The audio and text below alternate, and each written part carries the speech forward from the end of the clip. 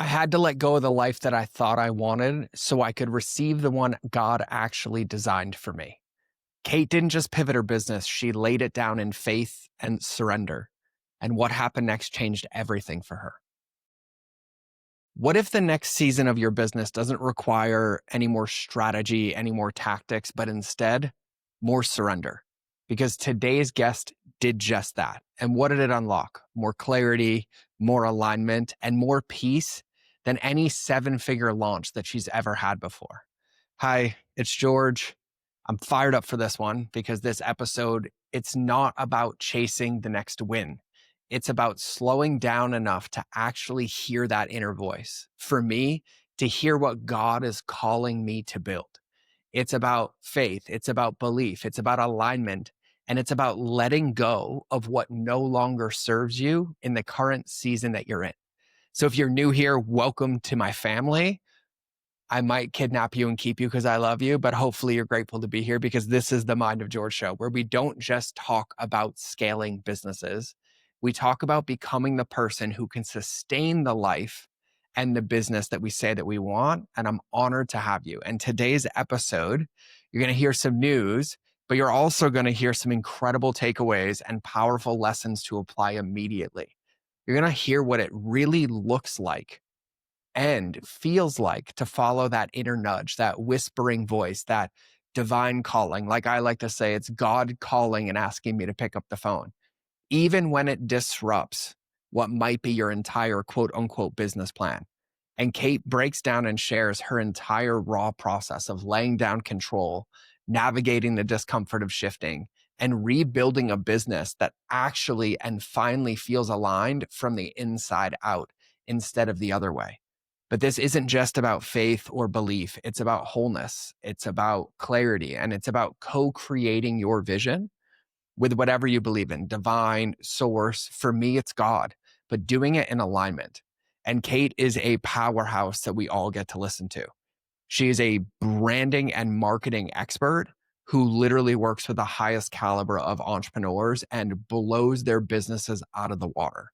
She helps them clarify their vision, communicate it powerfully. But what makes Kate so special isn't just her strategic brilliance. It's truthfully like her courage to be the example, but to show people how to walk away from what was working at some point, and then God asked her to surrender it, that inner voice, that inner nudge, and is like, I'm going to build this different. I'm going to do this different. And she keeps walking that walk. And she helps entrepreneurs realign with their identity, step into their greatest design for their business, and create, most importantly, with peace, purpose, and power through marketing and branding. Because we live in a world that rewards hustling and achieving and performance. But Kate's story reminds us that those things that we're seeking, the peace, the feeling, the sense of purpose, and the provision, it doesn't come from pushing harder. It comes from obedience. That obedience is really following that inner guidance, following our heart, following our soul. And so if you've been feeling that internal nudge this episode, it's your conversation. But what do we talk about? We talk about the story of our relationship. Hilariously, we poke fun at each other. But in the business lens, we talk about how Kate knew it was time to just hit pause on a thriving business. The powerful identity shift that came when she stopped trying to prove herself, and the powerful process that she now uses to co-create her business with values and alignment. So if you've been clinging to control, wondering why things still feel off, I think this one's going to speak to your soul. So without further ado, let's dive in. All right, everybody, welcome back to another episode of the Mind of George show. And today I am for sure not the most beautiful guest on the podcast. I'd like to think that I look good sometimes, but I am outshined today by my honey bun.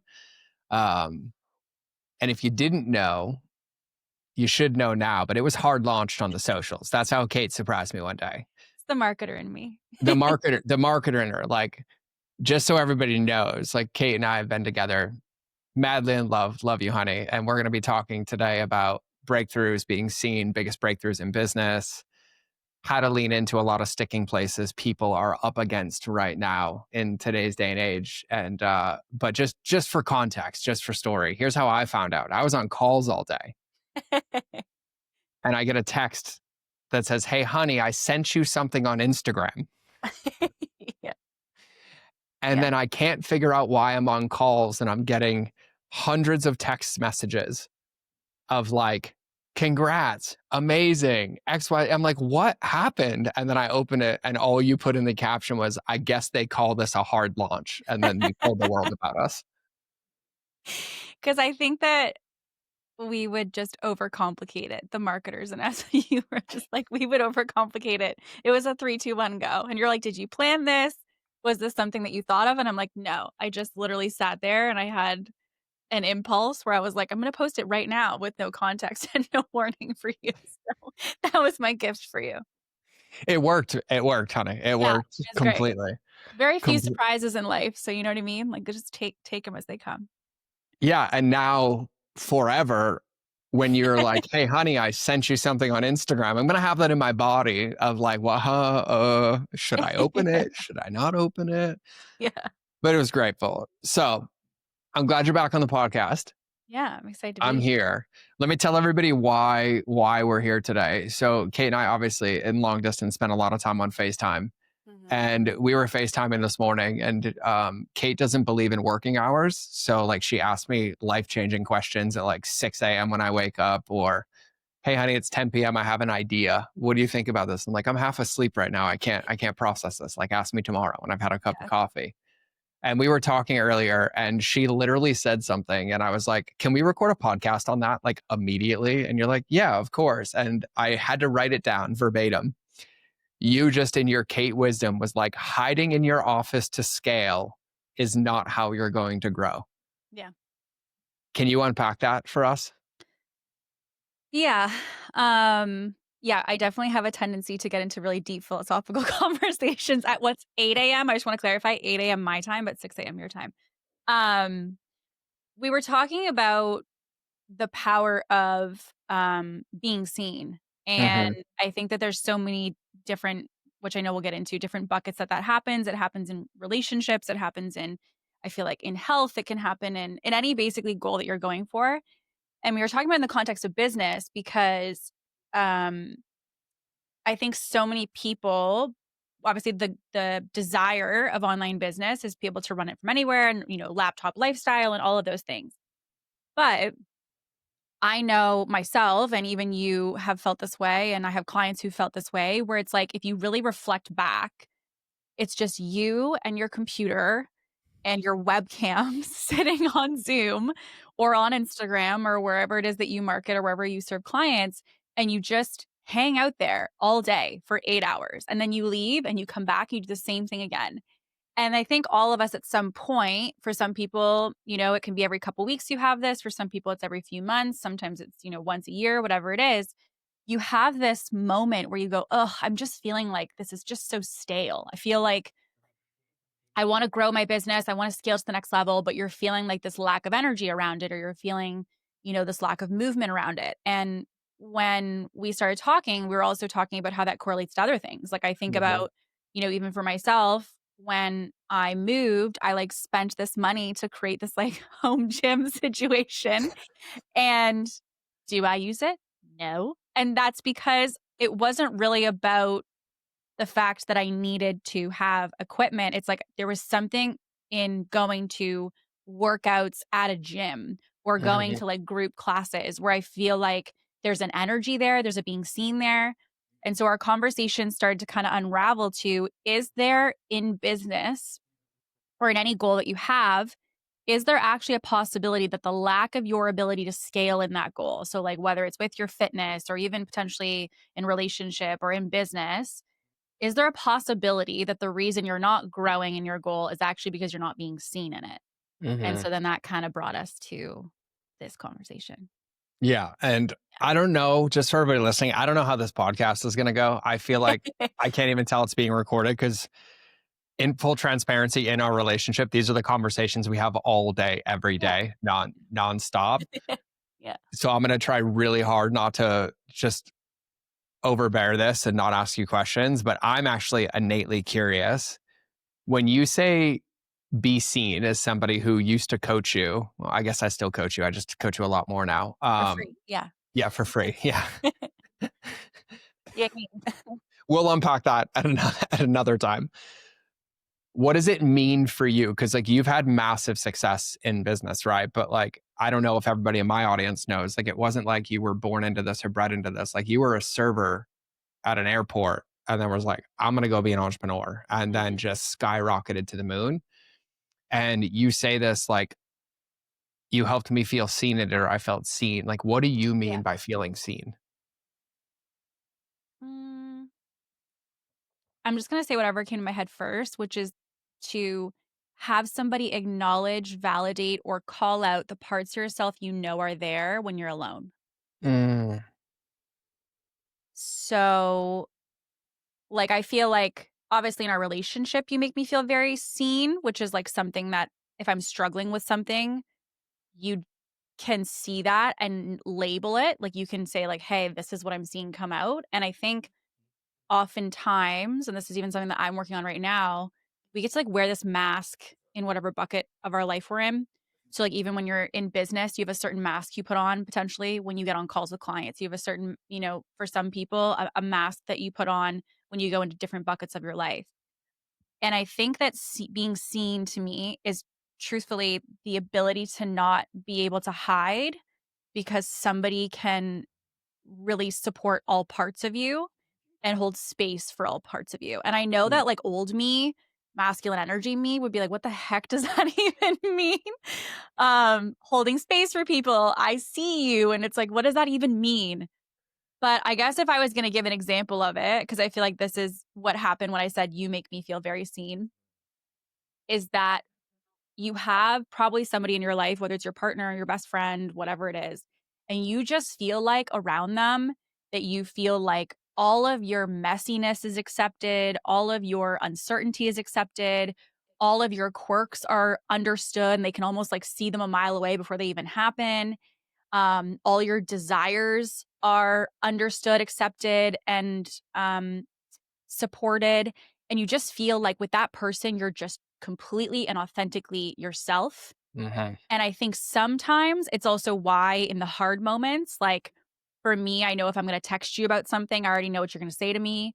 Or if you go, even when you were my coach and I would have something come up in business, I kind of would find myself hesitating, not wanting to bring it up because I kind of already knew what you were going to say. And I knew it was what I needed to do, but I wasn't quite ready to do it. mhm, Um, so I think there's 2 sides to it, which is being seen is to be fully, accepted in the current state of which you are. But I also think that being seen means that because they see so much of you and they understand you, which is such a deep level, that you also can't escape the things that you're not wanting to address. And so being seen is like incredibly supportive, but it's also very vulnerable because it means mhm, that there really, as a result, I think, is like nowhere to hide. mm. That's a really good definition of being seen. Thanks. Yeah. Well, I think on the other side too, even for me to you, is like same in like, I know what you're gonna say, and then you'll be like, "Yeah, but I'm gonna say it anyways because 'cause I'm like, I'm inviting you up." And I'm like, "A hun 100%. Yeah. Cool." Yeah. Right? But I love the analogy too, because what I notice, and I don't think there's any finish lines in business.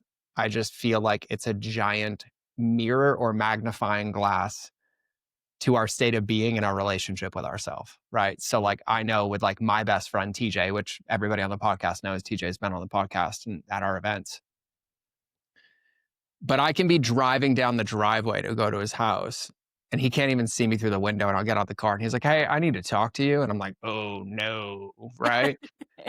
And I'm like, I'm going to be called up and called out. But there's also this massive relief that comes in being seen, right? Like, you call them masks. I would call them outfits that we Yeah. put on, and they're heavy. And it's not just one outfit, it's like multiple outfits and layers and layers. Like you used to sleep in like 10 blazers, not one blazer. We'll unpack that for everybody I'm gonna else leave another that time. one. I'm gonna leave Yeah. that for another Just show. a little subtle loving jab. But there's this weight that's released. And I see this all the time where we have that best friend or we have that friend or that girlfriend or that guy friend, and we like love that feeling. But for some reason, the culture of entrepreneurship like makes it wrong.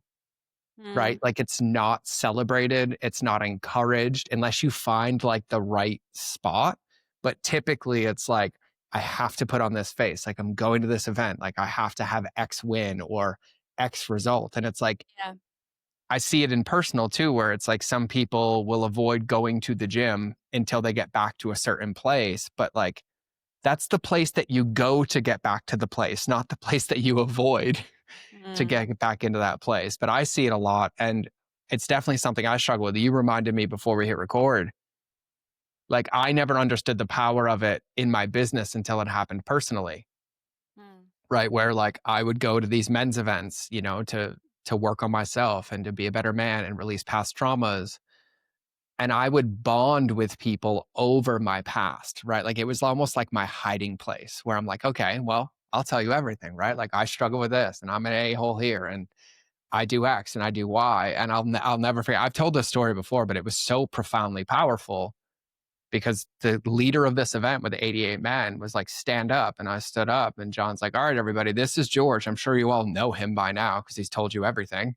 Um, and he's like, from this point forward, he is no longer allowed to tell you anything about himself prior to this moment. And if he does, tell me and I'm kicking him out. He doesn't get his money back. And I was like, and all of a sudden I had nothing to talk about.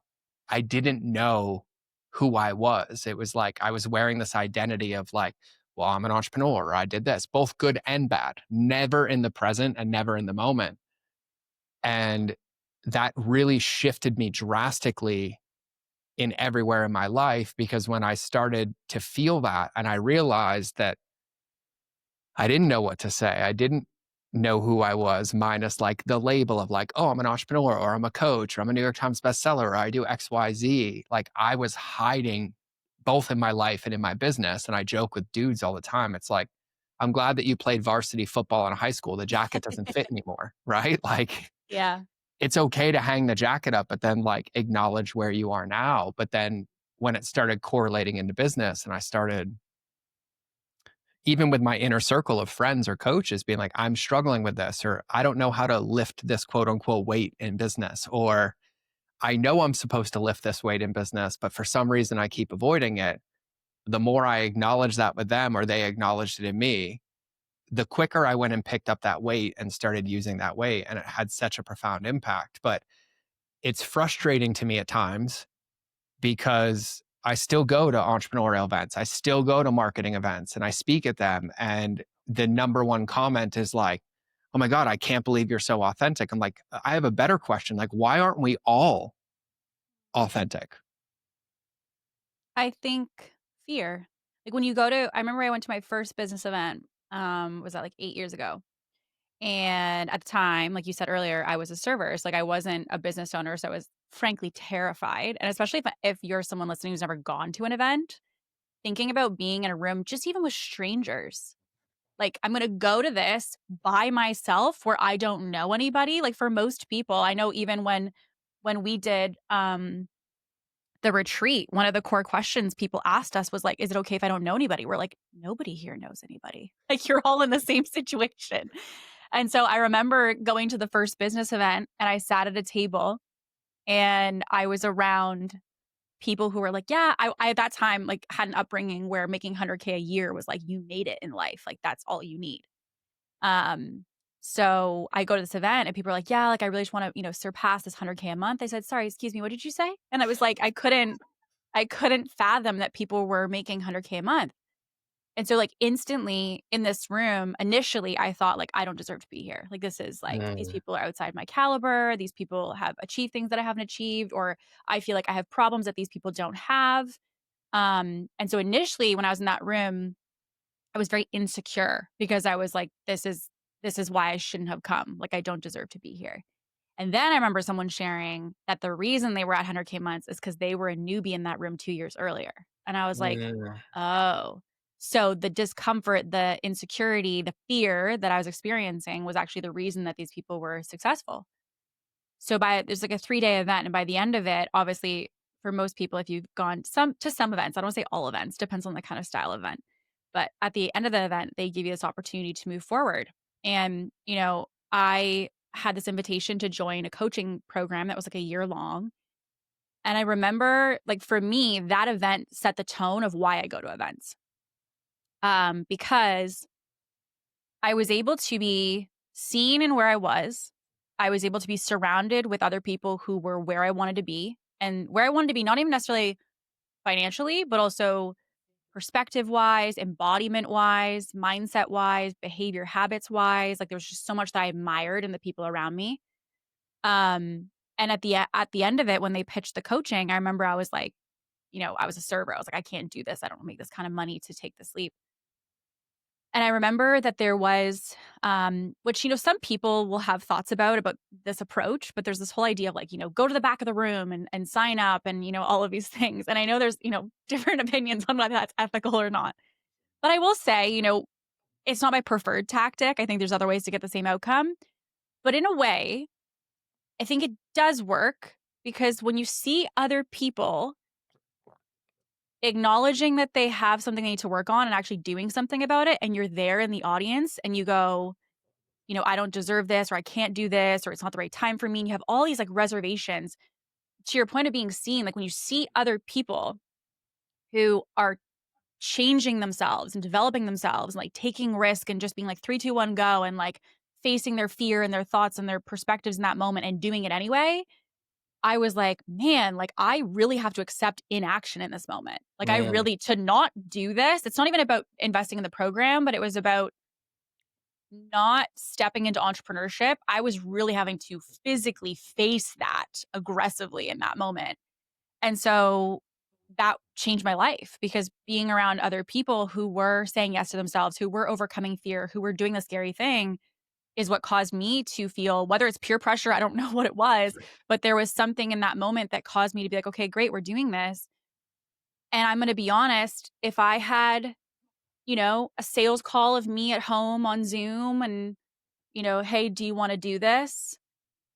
I don't know that I would have done it that day. Because it meant that I would have been sitting in my juices at home being like, I can't afford this. This is not the right move. This is not the right time. And so I think the part of being seen is also that it's scary, because it makes you really face Mm. whatever it is that you're doing or potentially not doing in, like, a given moment. Yeah, I love that perspective, and everybody listening is probably going to laugh, but I love the example of that, and I think I want to relate it to a couple personal examples. Like, have you ever been to a restaurant and you're like, "Oh, I don't know what I want," and then you see somebody else's food get delivered, and you're like, "I would have never ordered that, but now that I've seen it, I want to eat that right now." Like, it's the same concept. Or even for me, like, truthfully, I have a new hobby, everybody. I'm sure you'll see it on Instagram at some point, but I picked up archery. I've never shot a compound bow in my life until a couple of weeks ago, where we were doing our Sunday family dinner and all my friends came over. Love you, Matt. Love you, Joseph, TJ. And then they show up with bows to go hunting. And then they're like, "Do you want to shoot it?" And I was like, and I watched them shoot. I was totally scared. I was like, I've never done this before. I don't know what I'm doing. Right. And then I couldn't even pull the freaking bow back the first time. It was an 80-pound draw. And I was like, oh, and then TJ's like, I have one. And he went and got his, and it was pink, by the way. He has a pink bow. Love you, TJ. I'm jealous. And then I pulled it back and I shot it. And I was like, oh, I like this. This is fun. And now I own a bow and I'm shooting every single night. But if they didn't show up with that bow, if they didn't help me overcome that fear, and truthfully, it was very humbling. Matt just pulls this thing back and shoots it. And I was like, let me try. And I'm sweating and having an aneurysm, like shaking violently, and I can't get it back. He's like, maybe don't shoot this one. Very humbling. And the teacher's like, I got one. Start with this one. And then I start shooting it. And if I didn't have that experience, I wouldn't be as excited as I am now to have this new hobby. Don't know what I'm going to do with it, but I love it. It's really, really Yeah. fun. But I think it's such a profound perspective shift to where even me, like in my career, I think people on the podcast know this, but like I never set out to be a coach or a consultant. I didn't even know that was possible. Yeah. Right. I was just a food blogger who figured some stuff out. And then I walked away from that business. And I'll never forget. I love you, Jim Quick. Thank you for calling me that day. And Sean Stevenson, big one. And they're like, hey, we miss you. Come to this mastermind. Everybody's in this room and they're all talking about business. I'm like, I have nothing. I just walked away. I'm failing. Like, I'm not in a good place right now. And I ended up answering questions on Facebook and strategy and scale. And then someone's like, "Can I hire you?" I'm like, "Why would you hire me?" Yeah. He's like, "To coach me." And I'm like, "On what?" And he's like, "What you did." And I was like, "Wait, you can do that?" And he's like, "Yeah, now I have this entire career of coaching and consulting because I was in the room." And so I think it's interesting. And I'd love your thoughts on this. I look at it as when we're starting in entrepreneurship, and by the way, she's, my incredible partner. So she reminds me how old I am all the time. Um, which, by the way, I'm only 41 and I look really good for 41. So, like, I'm crushing, right? But when I started, you know, to really become an entrepreneur in like 2010, 2011, I had to face all these same fears to even get it going, right? Like, oh, I'm going to start a blog. I don't know how to start a blog. Oh, I'm going to be a food photographer. I don't know how to do that. And it's this essence of entrepreneurship that, like, when you start, it's almost a requirement to face it. But Mm. then at some point, we lose that spark. Like, we lose that curiosity. We lose that, I don't know, calling to keep facing them. And then it creates this stagnation. What do you think about that? That's ego, I think. Mm, I think everyone thinks they're really good at business until they have to be in the room with somebody else who's actually really good at business. yeah. Like, it's like really, you feel so confident when you're in your office at home because you're like, I got this, whatever it is. You could be you're a great podcaster until you go on someone else's podcast who's been doing it for 7 years longer and you go, oh, okay. Like, or Yep. you're great at, you feel like I'm great at marketing. I got this. And then you go to an event and you go, man, I got room to grow. And I think the invitation when you go to those spaces is you have to check your ego at the door because it's like, Mhm, do you want to be really good or feel really confident just in your bucket? Or do you want to feel confident that like you really truly got it? And I think that, like, again, it can go into any bucket. It's even, for me, like in therapy, I'm like, I got this. And then I go to therapy, I'm like, never mind. I got work to do. Right. So it's like, it doesn't even have to be business. It can be in anything. Or like, even like you were saying earlier with the gym, it's like you should feel content and you should feel confident in yourself. But there's something that's so inspiring about like, I have so much more to achieve. mhm, And I think that when you're surrounded by others who look to excel, you're inspired for what more capacity you can tap into. And then mhm, I think when we're home and we're in our office, we're like, okay, great. Well, like this feels good enough. This feels like, I'm content here or I'm okay here. And I think the real question is like, are you actually content with that? Are you actually okay with where you are? Or is this like truly enough for you? And it's mhm, not to achieve, I think, which is the important piece. It's not to say to compete. It's not even to say to achieve out of ego. But I feel like if I want to feel really good at something, I want to know that I'm truly pushing myself to the highest capability that I have.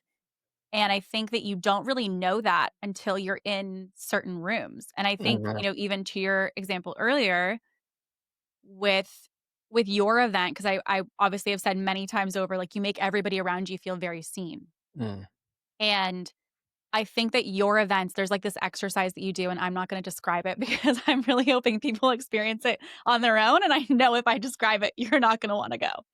And that is because that feeling, by the way, because I remember a team member of ours was at your event and you had this exercise that you were having everybody do. And she was like, I'm just going to take content. I don't want to participate. I'm good. Like, I'm just going to kind of, watch this unfold. I got you. You want to take marketing. And you're like, no, you're not. You're getting into it. And I know that the reason you said that day is actually because she didn't want to do it, that you asked her right. to do it. Because truthfully, I'm sure if she had not said anything, you probably wouldn't have thought anything about her taking marketing or taking content. And so I think the power, and even when we were in coaching, the power of what you do is you see what is the resistance and you use that as the thing that you focus on for that person as their growth. And the scary part is, which is why events are so powerful, when you're in person, you think you're being discreet about whatever it is that you don't want to do. And I would argue, or in George's words, I would submit that when you go to one of your events, you wear it as a badge and you don't even realize it. And you Mhm. just see everybody's badges. You go, okay, great. That's what that person's transformation is going to be. That's what that person's transformation is going to be.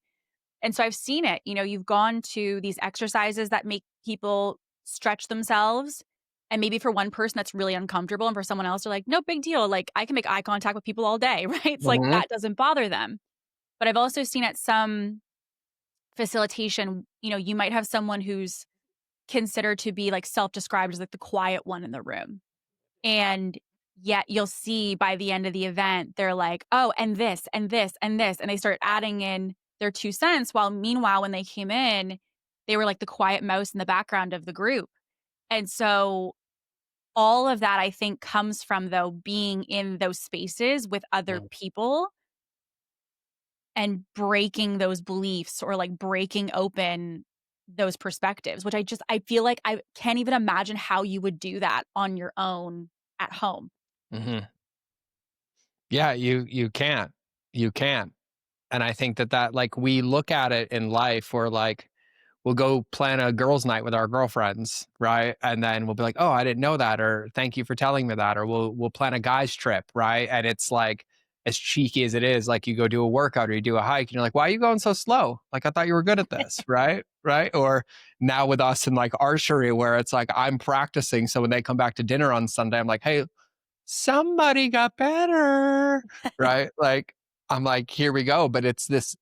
I love the way that you described it. It's this calling up to your potential. Not that you shouldn't be Yes. content, Yes.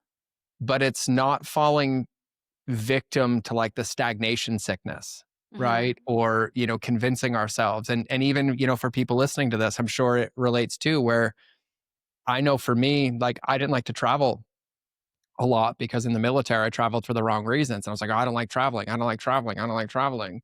And then finally something broke me open. I think it was somebody's wedding. And I was like, okay, and then I was like, and I get there, I'm like, what have I been doing? Why have I not been traveling?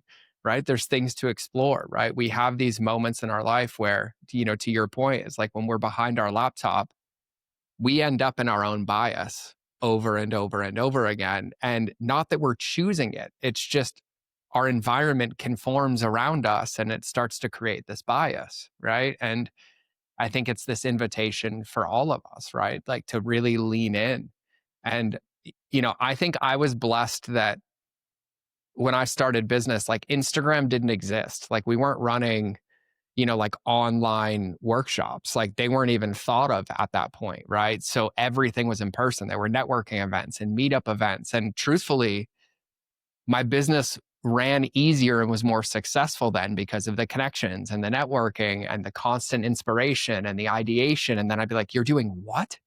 You're making $4 million a year selling dog shoes on Amazon? Like, come again? Yeah. What? Or, Yeah. you have Cat Ladies United and it's a mastermind and they're paying you to talk about cats and knitting. That's a Mm. true story, by the way. And I'm like, a what? And it was just like this constant spark to not fall into like the mundane or the monotony. And just to be clear, by the way, at my events, I don't force anybody to do anything. I invite you all day, right? Like you're like But out here. it's what we said earlier. It's not that you force people. Mhm. The collective doing something that is scary that they're uncomfortable with. And it's like Tom next to you is like, oh, I don't want to do this, but he does it. And then Sarah next to you is like, oh, I don't want to do this, but she does it. And you go, well, I'm going to be the only person who sits on the sideline and doesn't do this exercise. And even that, like, because we've had people at events who've opted to opt out of a certain exercise. Even that experience for that person is their transformation, which is Mhm. to see, do they have a habit of bowing out of things? Do they have a habit of not participating or doing the scary thing? Like even that person deciding to not participate is their transformation versus going through it. And I would be curious your thoughts on like the power of the space, because I think that another thing for me, like I even think about back to my like intensive in Montana, Mhm. when we started coaching together, there was just also a power in the energy, the state of the energy that you're in. Mhm. Mhm. So I think about, for the entrepreneur who's maybe, again, back at home at their office, who's maybe not surrounded by a lot of entrepreneurs. Maybe you don't have a lot of connections or you don't have a lot of relationships, or maybe a lot of people in your immediate circle are not entrepreneurs. Um, and so you're kind of surrounded by different conversations, different energy, different goals, different struggles. And so you feel very isolated in what you're going through. And I've also talked to people who feel like they have that, but they're like, oh, I have online connections. But I've also had people say, those online connections are Instagram connections. They're not, there's no depth to them. Hmm. And one of the things that even you talk about is like your top 9 and having those like that like advisory group of people that help to guide you on your journey. And I remember at one of the retreats, someone said, I don't have those people. And you're like, look to your left and look to your right. These are the people like you're looking for. It was an all female retreat Hmm. of entrepreneurs. But even in that moment, people said, and we just did a call together a couple weeks ago, Hmm. and someone said, I don't have that group around me. I don't have people I can lean on. And I think the first step obviously is acknowledging that, to say, like, if you had to call on your closest entrepreneur advisor group of people, whether it's, 3 to 5 people, who could you call right now? And if you don't feel like you have those people, I would say that it's your responsibility to find those people.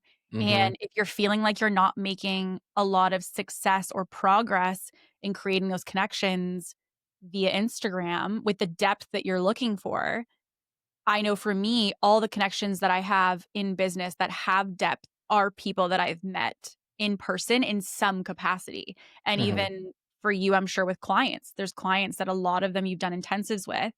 And I Hmm. feel like that probably for you has an aspect of like setting the depth that you're going to have together in that relationship moving forward. So for you, I'd be curious as to how does, I guess, the space or the change of environment play to energy when you do these things?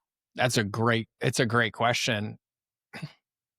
So as I'm feeling my way through that question, I think in the question you hit it on the really big surface level. Is the first thing is actually just a change of space, Mm, right? It is a change of perspective. Like even, for me as a coach, when we're coaching, right? Like I have this guilty pleasure. I've studied the human mind and psychology for most of my adult life. And that you don't have to listen to me. I'm not a scientist. I can send you study after study after study.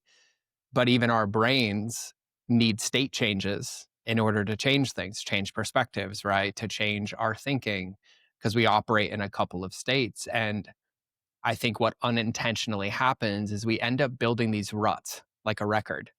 And then we just drive down that same rut over and over and over again, right? And this isn't just in business. This could be in your fitness, right? Like if you're anything like me, right? People know I've gained and lost 100 pounds. When I actually lost it and kept it off, I actually had to start changing how I was working out, because I would go to the gym for like 4 months and then I would be like, I don't want to go anymore. Like I got bored, right? Like it wasn't stimulating for me anymore. So then I like picked up a hobby or I started hiking.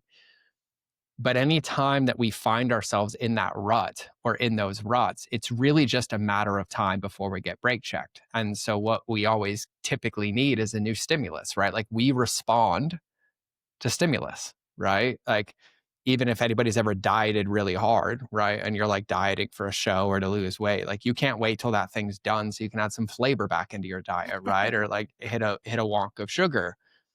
But then what ends up happening is like we hit the rut and then we revolt or rebel against the rut so bad because we got like so miserable in it, instead of just kind of like proactively creating a new stimulus or trying things, right? So I think state change is number one all the time. mm, I think the second part of space is it changes our view of the current situation. And so it's like it can be this out of body experience almost, mm, where you like are thinking about your life at home or you're thinking about what it is because you've like removed yourself, and then you hear other people talking, you're like, I never even realized I could do that at my house, or that I could set up my day that way, or that that was even possible. And so it removes you from your own snow globe, mm, and you get to look at it from the outside in, and all of a sudden you start to see it from a different perspective. mhm. And then you like, for example, I'll take a really easy one that you love, like interior design, Yeah. right? It's like you'll set your house up a certain way. And you're like, no, this is the best way I could have ever set it up.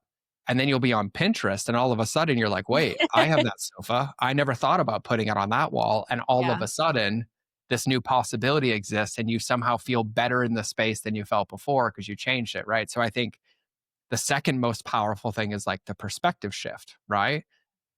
And then the biggest one that I've noticed is how much, for me too, none of us are immune to this, how much our unconscious behaviors drive our day. Right. And so when we remove ourselves from that day to day, all of a sudden these autonomic processes that we're taking over of like, well, I always get up this time. I always get coffee here. I always make breakfast at this time. They're not there when you change your space. Whereas, like, if you're connecting on Zoom or doing a Zoom event, you're like in your normal process and then you're taking a break to do this call and then you fall back in. When you remove yourself from that, all of a sudden it just starts to bring to your awareness all these unconscious things that were happening that now you are aware of, Yeah. that you're like, oh, I can keep this if I want to keep this, but I can also change this because now I see it now. And so I think at the root of it is just understanding how we operate as human beings. This is in our business, this is in our relationships, right? A relationship example would be the same thing of like, you have relationships where it's like, hey, the spark is gone. Well, You it's often see that though because you're around couples that have the spark, a hundred right? percent, a Like if hundred you're like percent. you feel like your relationship or your marriage is good, and then you spend time with a couple and you go, "Man, like they're really connected," or like that you feel like they really communicate well, or they're just like so passionate. You go, "I need to go talk to my husband. I need to go home Yeah. and bring this insight." But it's you often I feel like don't have that if you're not around it. And the other example I was thinking of when you were saying that is like when you go on vacation. Like Yes. if you go, and I know that obviously you've been to Europe too. Well, when you go to Europe, you see, I remember when I went to Italy and I would see like the speed of which people were living life. Yep. Like people were just in the middle of the day shutting down to have rest in the middle of the day. Or people would be just sitting out on a patio having a coffee at like 3 p.m. And I'm like, my instant thought was like, because of this culture, I was like, do you not have a job? Like, why are you here? How are you here? And I remember coming home thinking it inspired me to realize how fast and urgent we live our life every Mhm, single day just out of habit. And I mhm, also think about people who volunteer. Like imagine going and again, getting out of your environment to go volunteer in like a third world country. And you think that that change of environment's not going to shift the way that you come home and the way that you forever live your life? Or like going and volunteering for those who are less fortunate in any bucket. You come home changed. So, like, you have like so many countless examples of the impact of getting out of your routine. There's like on the mhm, small side and the big side. But I think all of it requires you, as you said, to get out of like the rut. And I mhm. would also wonder, is there a possibility? Because I feel like in a way I've also had this, which is that you kind of are scared to go because you know that 100%. yeah. Like, I think I'm thinking back to your men's event example of, like, why you were even there in the first place, meaning, like, what were you seeking upon going? And I know that I've never done ayahuasca, but I know that someone close to me says, like, ayahuasca calls you, like, in the Mhm, sense of, like, you have, like, a calling to go. Without getting into that whole can of worms, do think, in a way, that events have the same kind of calling. Like, I think as entrepreneurs, we have a pull that we need to go, and we can't quite put a label on it because most people will say, well, I have a strategy and I have connections and I have, I'm chipping away at my business plan, right? Like, why do I need to go uproot my life? And even for me, when I came to Montana, I had the same yep, thought process. I was like, well, why can't I just do this virtually? Like, why do I have to come to Montana? You're like, no, you need to come to Montana. yep, And I'm like, okay, but like, this is stupid. We could just do, whiteboards and whatever virtually. But I think looking back on all the different events that I've gone to now, retreats, like large events of, hundreds of people, and then obviously intensives, which are more intimate, all these different places. I remember going and feeling this pull to go, but I couldn't logically explain why I needed to be there. Mhm. So it wasn't because I was like, I had to be in person to get this information or I had to be in person to learn this strategy. And I remember people around me saying, like, do you need to really disrupt our life that much to go fly and accommodations and, dog coverage and all these things to go? But I felt this pull. And looking back on it now, if I had not done the quote unquote, like, not logical or irresponsible thing of uprooting my life for a weekend or a week to go do that, I don't think I would even be here. So I don't know what my question was. My ADHD kicked in, but that's my that's my share. Luckily, at this point, with the Sorry, amount of guys. time we've been together, I speak Kate pretty fluently. I Yeah. remember. I know. I know. Okay. Um, I think you said it earlier, where I don't want to use the word confronting, but I feel like space changes or state changes are the business scale for our physical weight. It's the same as standing on a scale or looking in the mirror, Mm, right? Where the worst thing you can do when you stand on that scale is beat yourself up because you gained weight. mm. The best thing you can do is look at it and be like, holy moly, I didn't realize I got here. I need to start making some changes and put the chocolate cake down. For everybody, Kate loves chocolate cake. Okay. Obsessed. Yeah. Obsessed with chocolate cake. She dreams about it. She texts me about it. We talk about it almost every single day. And it's really, really hard sometimes. And by the way, love you, Brian and Nancy. There have been moments where we've been in somebody's kitchen at 2 a.m. with Yeah. a sheet cake out of the freezer and Oh, nothing yeah. but forks in front of us eating it together. So, like, If you we, guys need recommendations on cakes, you just yeah, slide in my DMs. Yeah. we'll let you know. But I don't want to use the word confronting. I'd rather use the word inviting. But to your point, is Mm, that it's not that we don't know, it's that we don't want to look at it. Right? It's like the skeleton in the closet where it's like, oh, if I don't look at it, if I don't acknowledge it, if I don't think about it, then it's going to magically go away.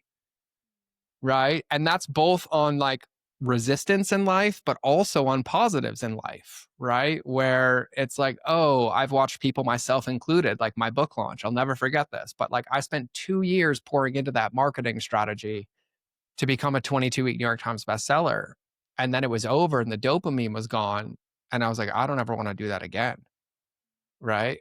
And I was like, and that's not true at all. Right. But I would just had this different experience and I was more attached to the outcome than I was the process. Right. I wasn't doing it to grow. I was doing it out mm. of insecurity. Yeah. And so it's kind of this like, I've said this to you when you were a client. I say this all the time, but a lot of times in business, we end up deriving our identity from the business instead of using the business to build our identity, right? It's not the results that happen. It's kind of how we look at it, our perspective in it, how much energy we give to processes, right? Because, like, even with our physical bodies, right? I can work as hard as I want right now to have the body of my dream. But when I'm old, I'm going to be wrinkly and feeble, right? Like, I mean, I can set my intention all day that I have a six pack when I'm 95, right? Likelihood, not likely, but I can't have my self worth or my identity derived from those things, right? And so it's just something to always face and build this relationship with. And so I think in the process, that calling that we get, right? And for somebody who's done plant medicine and doesn't think anybody should, you can ask me privately about that. I find it no different than like when God calls. And I say this to you all the time, right? Where it's like everybody listening to this right now can think of a moment where you've been driving in the car and all of a sudden this thought floods your brain and your body and it brings like either peace or nervousness or excitement. And we can all think of the times where we didn't listen to it. And then months later, we're like, oh my God. And we can also think of the times where we did listen to it and we're like, I'm so grateful that I did that, right? I think entrepreneurship, life in general, is this really deep process of learning how to trust yourself and wherever you get those downloads and messages from, but also knowing that you're worth investing in and taking that leap, right? Because on the other side of every one of those is growth. And I think at the end of the day, even for me as somebody like I own this all day, like I teach breath work, like I've facilitated breath work. One of the reasons, and I've never said this publicly, one of the reasons I started facilitating it is because I was scared to sit in it anymore. So it gave me a really easy way to always quote unquote do breath work without having to do breath work because breath work required effort for the ways I was doing it. And I was facing and confronting things that I wasn't ready to confront and wasn't ready to face. Mhm. And so I'm like, oh, I'll facilitate. I'm like, oh, you guys want to do breath work? I'm like, oh, I'm here. Do you want to help facilitating? And I would do it anywhere I was with breath work. I'm like, oh, I'm a breath work teacher, right? I'm like, yeah. And like, the only reason I did that was to hide Right. from doing the work. And it was at an event. He's like, I don't need it. And he's like, I invite you to sit in today. And I was like, thanks, Brandon. Yeah. Appreciate you. And I did. Right. And it was this piece of awareness for me. Like I knew. And I think what I would submit as entrepreneurs, as people, we all know. For sure. Like no one knows anything you don't know. Like as a coach, my job isn't to give you something you don't have. It's to help you find what you already have inside of you, but also give you a buddy who can walk the line with you. But I'm like, hey, let's just do this thing, right? Like I'm in it with you, right? Like I think that Mhm. that's at the end of the day is what the most effective coaching is. And so to tie all of this together, I think the last thing that I would say on space is also how much of it we don't create in our lives. Yeah. We default to filling it minute to minute, moment by moment, and we never allow open space, right? I love bringing people to Montana because they get to experience God's spaciousness. Like when you're staring outside and there's like giant mountains and bald eagles and nature and running rivers and all of it, and you're in this like go to go city city suburb suburb commute and you're like convinced that that's the only way to live, all of a sudden this expansiveness is just like, what do I do with this? Like holy moly, like I just get to be, right? And even as a quote unquote entrepreneurial coach, I've joked for years that if I ask you as an entrepreneur what you want, it's typically one of the same three things. It's either I want more time, I want more money, or I want freedom. But we can say those things and not live in alignment with them. Because if you want more time, why are you working 8 a.m. till 8 p.m. and gaslighting Mhm. yourself that that's the only way? If you want more freedom, why are you responding on Saturday and Sundays instead of spending time with your kids or the people you love or going for a hike? Right? If you want more money, why are you spending more when you make more instead of investing it, saving it, or doing it different? Right. So I think to answer that question, the one that you did ask, it's just like, why are we afraid to face it? I would submit, and this lands for me and it's landed with clients, so I'm going to say it, that none of us are afraid of failure, but we are petrified of who we get to become when we succeed because there's responsibility and there's not hiding places. Right. But I would submit that if we're run by our calendar, if our highs and lows are dictated by what happens in the business or out of the business, if our identity is dictated by like what circles we're allowed into, I'd submit that's failure. Right. Because like what happens when the business goes away? What happens when you sell a company? What happens when the market changes? If that's where all of your worth is coming from, well, you're just left empty handed and we don't know what's going to happen. And so I think it's a deep calling, right? And entrepreneurship is a really slippery game because it's also the most celebrated addiction of our time. Yeah. You're rewarded the more you hustle. You're rewarded the more you grind. You're rewarded the more of yourself that you self-sacrifice, but for what? Right? And I'm blessed to have had life-changing experiences and near-death experiences and also having children because it changes my perspective. It went from like, oh, I can put all these calls in to like every one of these calls is one less hour with my son and he's going to be 18 at some point. Mhm. Mhm. Right. So I think at the end of the day, it's this giant reflection and it's like the scale standing back up on us. And I've done it all. Like I'm like, oh, well, if I get off it and get back on it, the number's going to change. Let me take my t-shirt off and then 10 pounds is going to go away. And it's like, no, and if you really want to change this, you have to look down and read the number because you have to know where you are in case you want or if you want to be able to create something different. So that's my ADD kicking in. And I think that the other thing that I was thinking as you were saying that is like no one's gonna come do it for you. No one. So I think that, like, I'm thinking about all the situations where, like, if it's like to be seen when you go to your therapist, if it's to be seen when you go to a workout class, the aspect of not being able to hide is also the fact that you realize there's kind of some radical ownership that has to happen. Mhm. And I also think that many people who are entrepreneurs are kind of like the head of their family or their unit, whether you Mhm. are just starting your family or your, kind of circle, or if you already are. And I think all of us as entrepreneurs, the one thing that we kind of all have in common is we're never done. Like we're always like, what's the next thing? And I think sometimes when we look for support, there's two buckets. There's the people who usually are like, well, there's nothing like overtly wrong. So meaning, you kind of create this comfort in where you are because it's not such stark pain, but it's also not amazing. So you're kind of just in this stale feeling. And sometimes it's Mhm. in your relationship, sometimes it's in business, sometimes it's with your health, whatever bucket. And then I think there's the other side, which is that there's the people who they make comfort in the stale, and then there's the people who go to these experiences because they're just like, I wonder what else is out there. And that's how I felt with the intensive. It was like, or going to these events, even when I started as a business owner, it's not even like when I went to this that I was like, I have to leave being a server. I was just like, I'm just so curious, like, what other like potential is there for me, for my life, for my family, for my finances, freedom, time, whatever that I have not unlocked. Like, I wonder what part of me am I not even aware of yet that I could become aware of by being in that environment. Mhm. And I think overall, it's kind of having that like really honest conversation with yourself, which is like, are you at a place where you realize maybe there is something like glaringly wrong and you recognize, like, I really need a new plan here in any bucket in your life?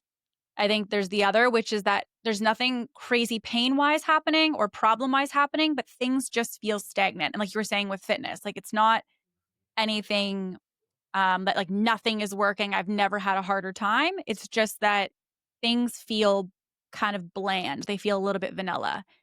And then there's the third bucket, which is that you just know you have potential for more. And you're like, man, I wonder what that would be or what would that look like or how would that come together? And the exciting part I find for these experiences is all those people get to be in the same room together. Mhm. And with all of that, the other thing that I would say for your events, even in particular, that I've noticed and even has been transformative for me, sometimes even when I'm not like participating in them, but I'm just kind of like, you know, happy girlfriend on the side supporting. Um, when I see people who become a mirror for how I'm showing up in that room, that's Mhm. been crazy. Mhm. To have people just share things of like, "Oh, I didn't know you were like this," or "I wanted to share this is something that I really took away from you being here," or like just little pieces of feedback, and you go, "Oh," you realize the way that you present to a room. You realize the way that you maybe things you wanna lean deeper into, ways that you don't wanna show up anymore.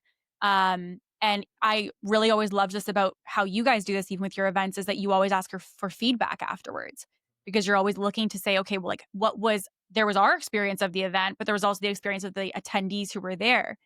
And again, like, I think it means having to go in open to say, like, am I really ready to unlock the next level of growth for me? Am I really ready for other people to see me? And most importantly, am I really ready to see myself? Mhm. And I think if you're having the calling, like I've had for so many of these things, to go be in those rooms, there's a reason, and it's because something in that kind of like toolbox, if you will, is like waiting for you on the other side. Yeah, I love the way that you call it. I just think to go all the way back to the beginning about like, this power of being seen. I think entrepreneurship by itself can be so lonely, right? And I think the other thing that I see is that to some degree nobody can come do it for us, right? Nobody can, make us do an Instagram reel or record a podcast or launch that idea. But there's this default that like happens where it's like, oh, but I have to do it alone. And that just isn't true, right? Like, I even think about myself personally. Like, if it wasn't for my top 9 or my friend circle, like, I wouldn't be here. Like, I'm texting friends, coaches, mentors all day, every day for a different perspective, for a different idea, for a different way. I'm running things by you all the time. And, to your point, like we end up isolated. And so I think, when you were speaking about like having the call, I know for me as like a man of faith, one of the things that I currently wrestle with is my biggest fear of like whenever the end is that I meet God. He says, "Welcome home, you good and faithful servant." But then he shows me everything he had for me that I didn't believe that I could do. Right. And I think about all the times in my life where I've prevented myself from stepping into opportunities that would have like radically changed the world, like myself, other people. And sometimes it's as simple as like sitting in a restaurant and seeing somebody and being like, I need to go pray for them, or I just need to say good morning.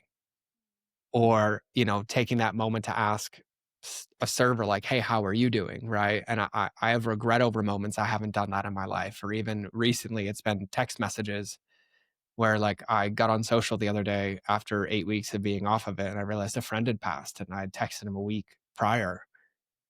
And I think there's these moments to your point where it's like just never being it's not that you're not content. It's like content end. Like I don't want there to be a finish line because it just means I'm not living my life to the fullest, Mhm. right? That I'm not leaning in and I'm not at least pursuing it. Somebody said this on the podcast the other day, and he's like, if you want to succeed as an entrepreneur, go back to being like a child and just curious about everything.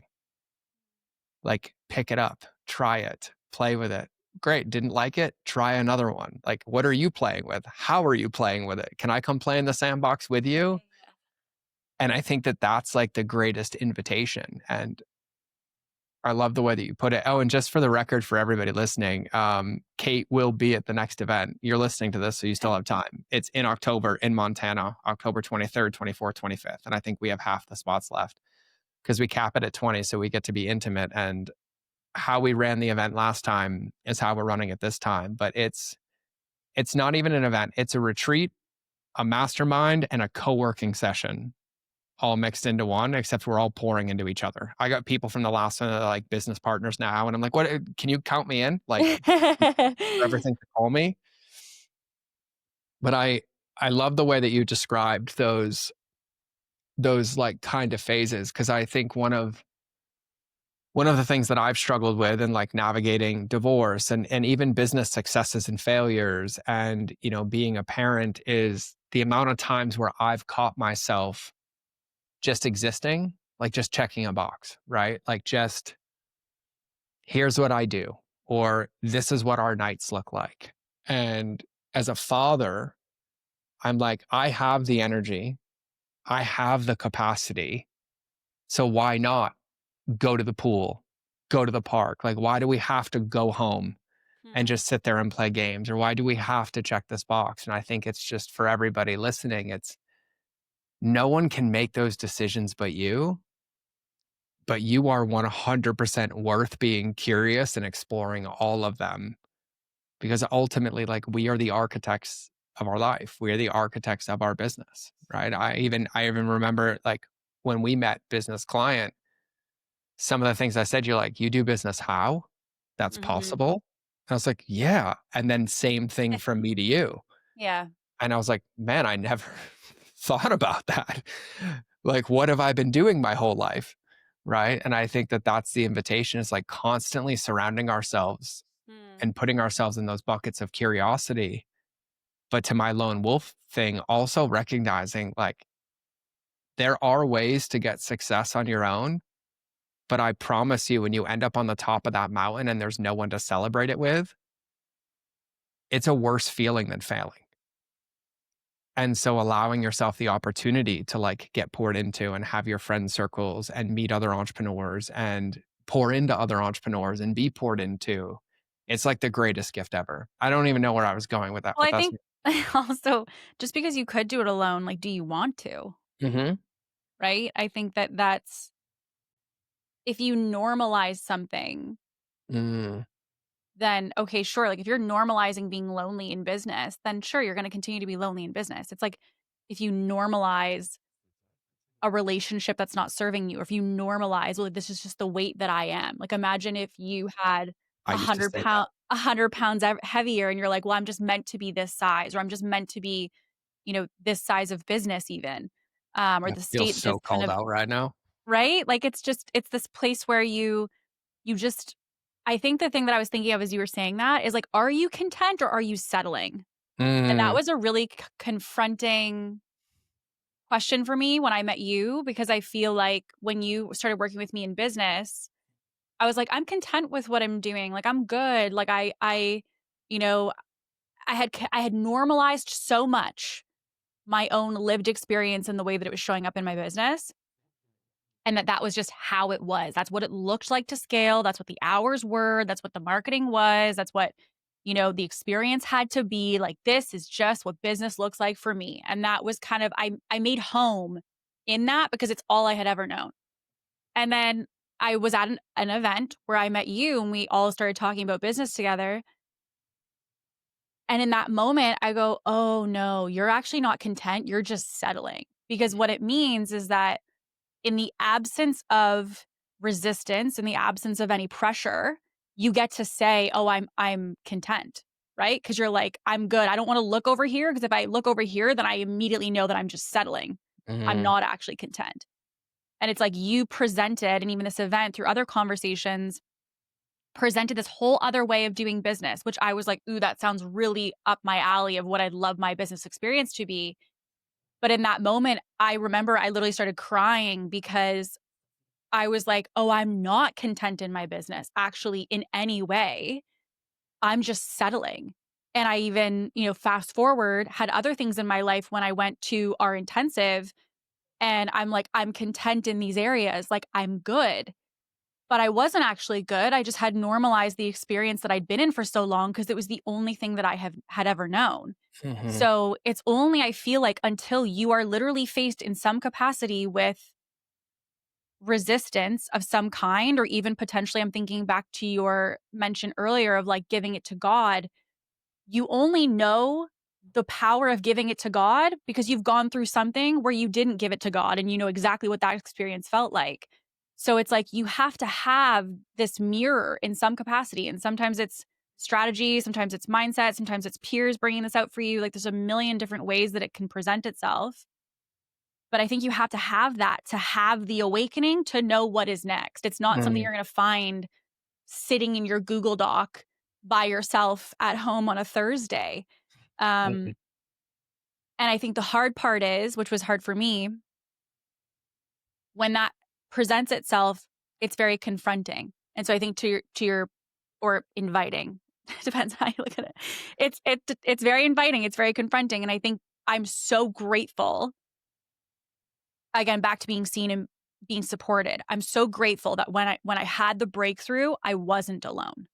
That mhm. I when I had the breakthrough and I had this like awakening and kind of had this aha moment about myself and my business, and then it kind of spiraled into awakenings and clarity about other things, that I wasn't alone. And I think that allowed it to also, which you always talk about, and I love this quote that you shared very earlier on, and it's like always something that I've latched on to, and I shared on our podcast all the time, which was the power of being witnessed in transformation Mhm.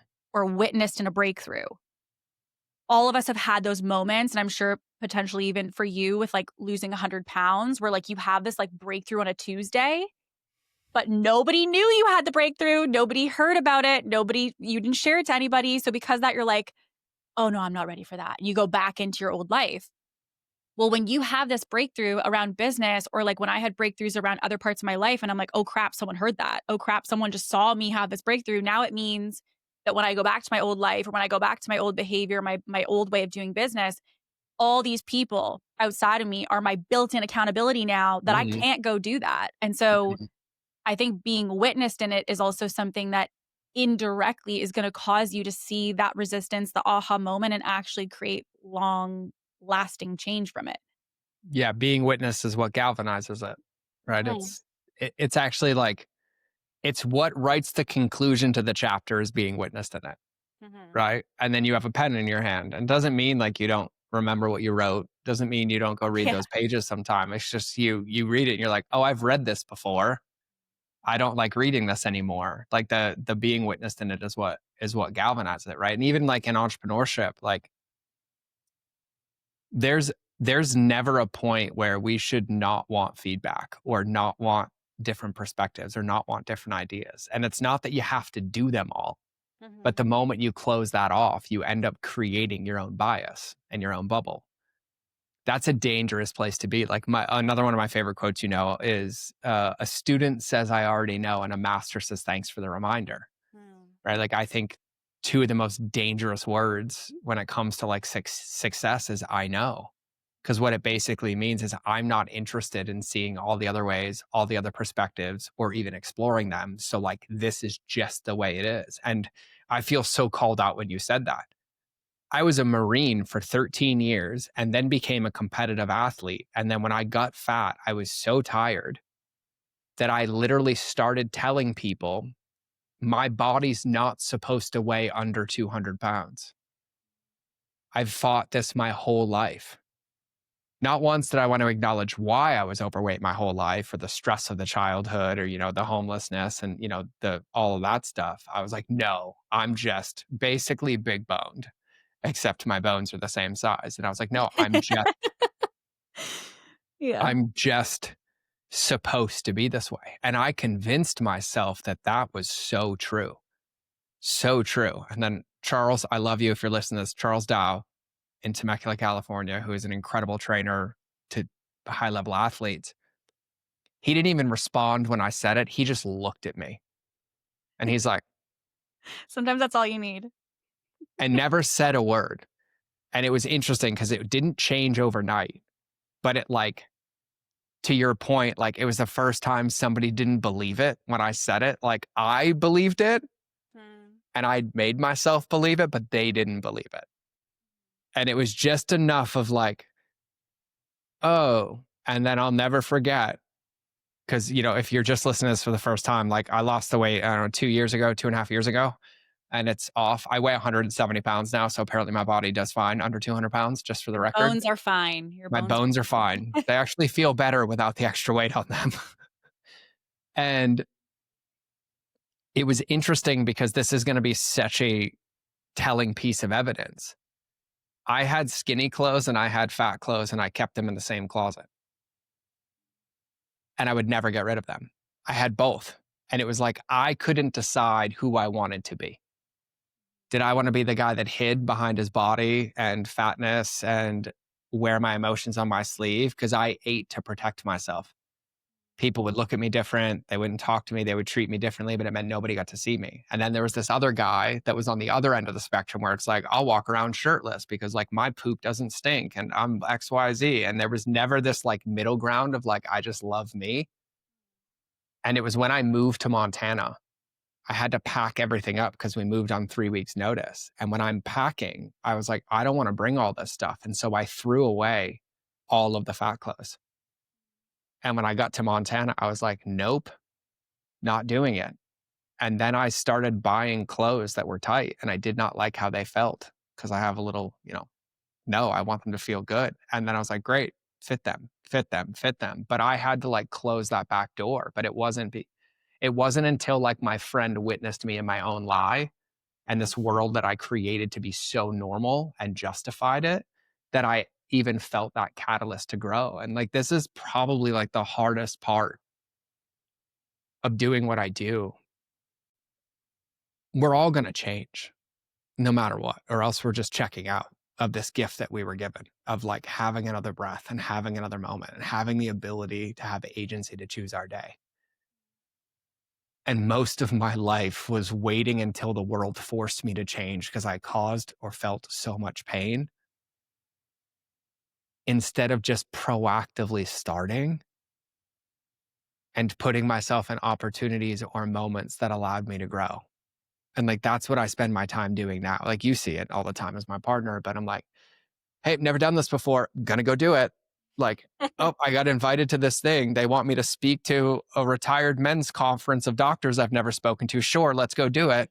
right? There's just like all these moments where we either wait and react to the world, or we respond to that call and we just start proactively trying, right? And it's not that we succeed or fail at it, it's that we know that we're worth just trying, right? It's like no different. And I think raising my son helps too, because he'll tell me, like, Dad, I'm afraid to do it. I'm not like, okay, don't do it. I'm like, well, what's the easiest way we could do it? Or what's the best way we could start? Exactly. Or, what's that feeling now? And like we lose that. But I think it's one of the greatest gifts as an entrepreneur, but even as a human, is like never falling prey to the settling sickness. And not that you have to change, but you have to be open and curious about it just to see, To right? even Like know that you don't wanna change. 100%. Like you Like, have to. maybe you go to Um, the event to have clarity to say, "Oh, no, yeah, that does feel right for me," or, "Oh, no, mhm, yeah, this is where I'm supposed to be." And 100%. I was gonna say when you mentioned ego and kind of like when you're at the beginning in your business, you're like a baby entrepreneur and you're like a little Bambi on ice and you're just trying to figure it all out. You're so scrappy because you just have no choice but to move so quickly and to be so risky. And then I think what happens is as you scale, you create your own little comfort. Mhm, I almost think about like an ice bath. When you don't move, you're like, okay, this is starting to feel warmer now because you create this barrier between you and the cold. And I do think that that's also something that I would invite someone listening to think about is to say, like, have you flexed that muscle the same way now as you did when you first started? mhm, Because I think that if you haven't, that's your invitation to be like, okay, like I need to pattern interrupt myself mhm, to ensure that I am staying sharp and kind of like staying on top of what is the potential.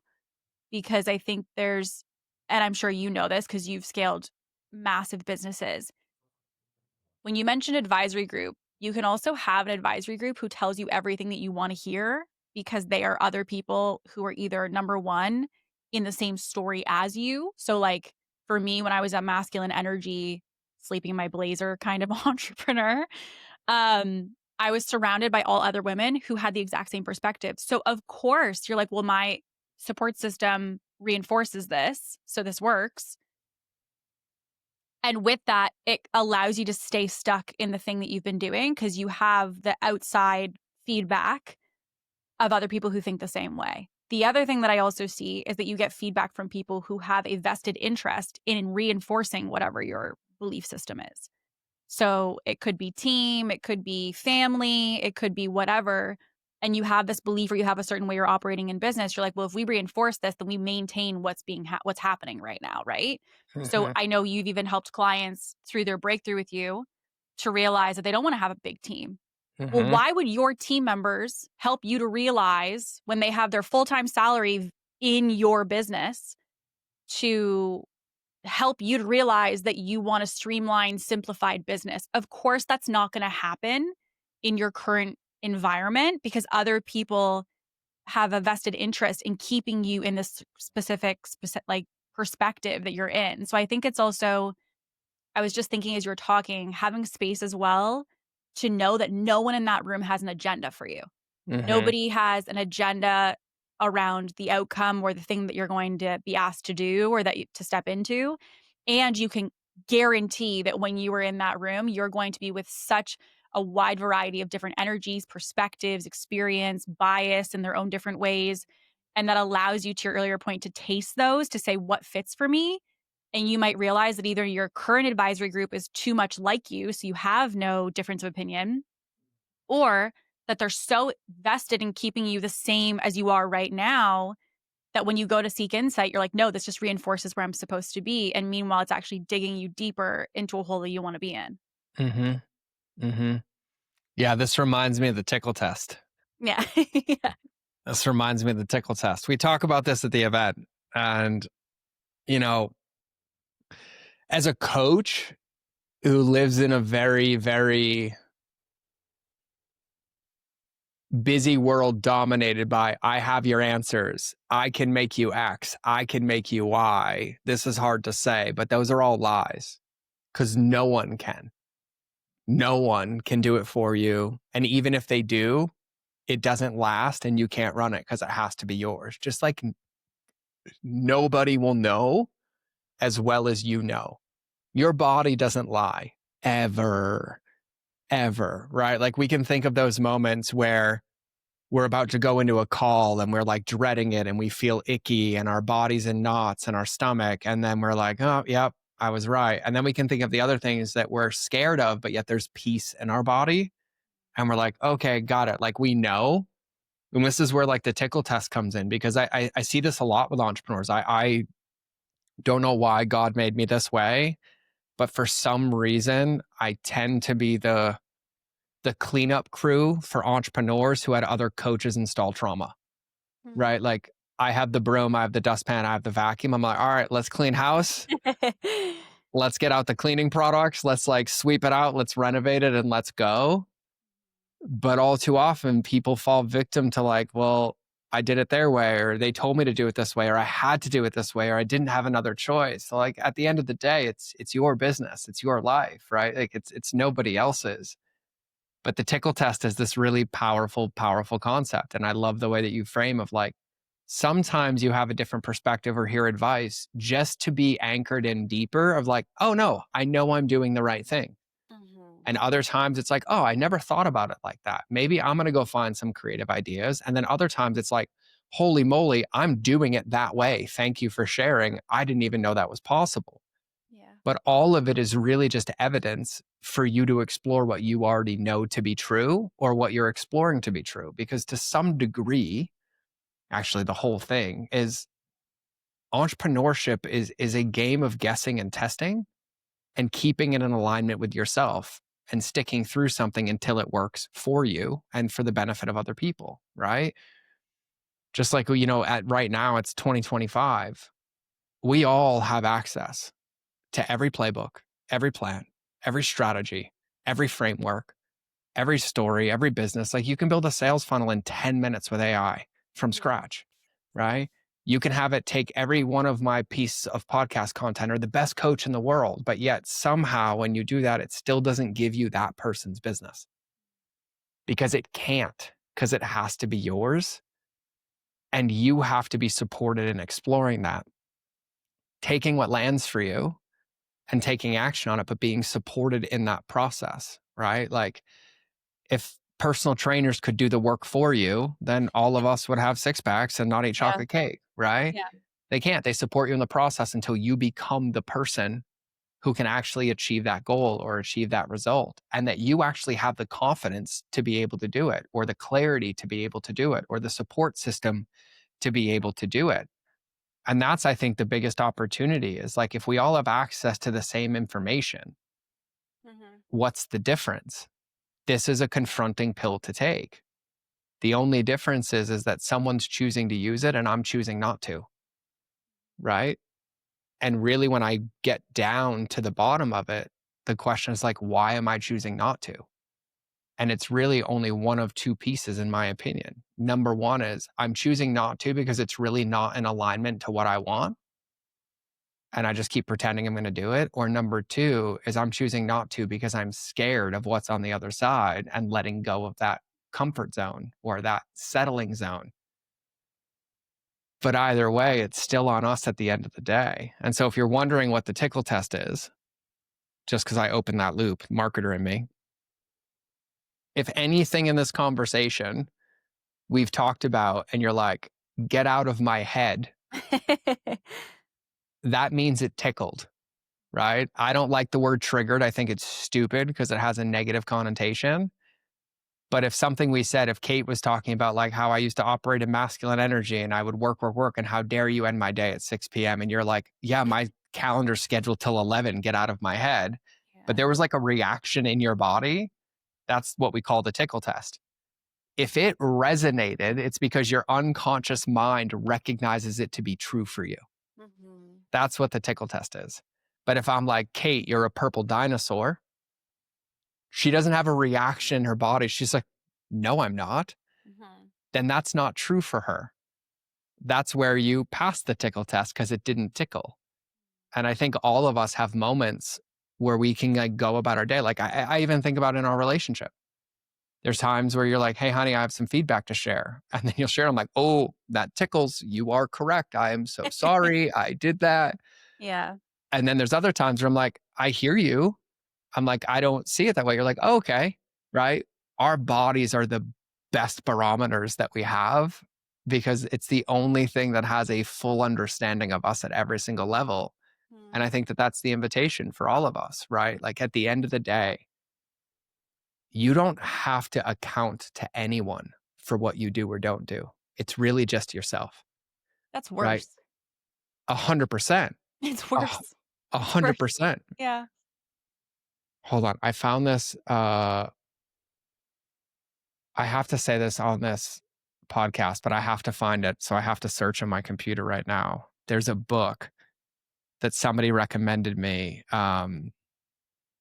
on a podcast. And this woman was a hospice nurse. And so she spent her whole career working with people at the end of their life. And so she interviewed them and wrote a book about it. And she pulled out of them the 5 biggest regrets that people had when they were dying. Here's the 5 of them. Number 1, the number 1 biggest regret. I wish I'd had the courage to live a life true to myself, not the life others expected of me. Number 2, I wish I hadn't worked so hard. Number 3, I'd wish I had the courage to express my true feelings. Number 4, I wish I had stayed in touch with my friends. And number 5, I wish that I had let myself be happier. I look at entrepreneurship as the greatest gift that we're given. It's not an easy path, but it's a rewarding path. Like we have the ability to create something out of nothing and serve the world in some capacity through a product, through a service, through coaching, through a mindset shift, through design, through branding, through copywriting, through whatever it is. It's a gift that comes with responsibility and freedom, but it shouldn't be a gift that costs us ourselves in the process. It should be a gift that amplifies ourselves in the process, that gives us the freedom and the ability to be proud of ourselves and to know that we're making a difference, no matter what revenue it brings in, no matter what level it hits, no matter how many employees you get. Like there's just this deep knowing that like I'm making a difference and I can do it. And I also look at entrepreneurship like it's a freaking quicksand trap. Because if you're not aware of that, if you're not supported in that, if you don't have other perspectives in that, you become a victim of this gift that we were given. And it's no different to me than like an iPhone or Instagram, right? Like the difference of happiness in your life is like, do you use this phone or does this phone use you?